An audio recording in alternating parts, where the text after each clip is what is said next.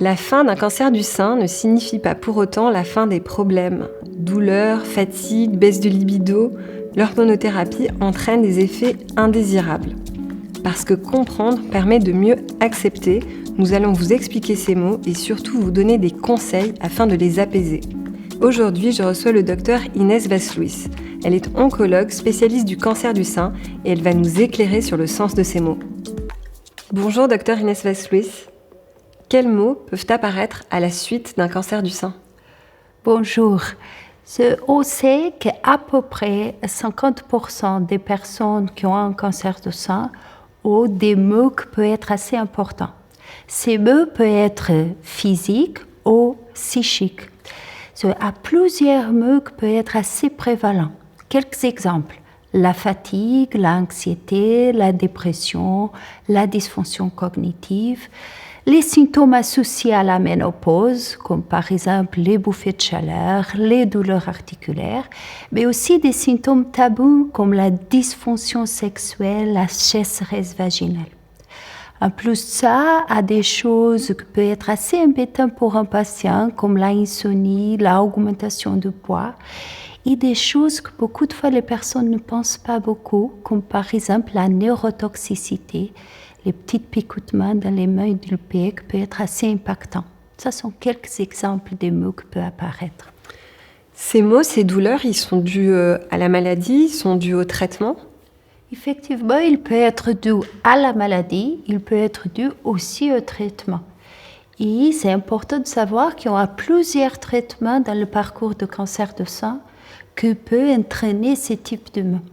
Les traitements locaux comme la chirurgie, la radiothérapie, les traitements systémiques comme la hormonothérapie, la chimiothérapie, les thérapies ciblées. C'est cette combinaison, des fois des maladies, des fois des traitements, avec des mécanismes biologiques qui peuvent être assez différents de mot par mot, qui entraînent et qui peuvent faire que les maux persistent au cours du temps. Et du coup, ces maux, ils sont réversibles ou pas ? Ces maux peuvent être persistantes. Dans quelques cas, il peut être réversible, mais pour une proportion assez importante des patients, il peut être persistante. Et alors du coup, vers qui je peux me tourner si jamais j'ai ces maux et que je me sens concernée ? C'est très important qu'on ait une bonne relation avec notre oncologue et qu'on se tourne vers l'oncologue ou vers le médecin traitant. C'est clé pour la gestion des effets secondaires. Communiquer à l'équipe de santé que j'ai un problème. Ça, c'est le premier pas pour la prise en charge. Et alors justement, la prise en charge, elle est prévue pour ces maux ? Il y a des choses pharmacologiques, non pharmacologiques, qu'on sait que sont efficaces pour mitiguer ces symptômes.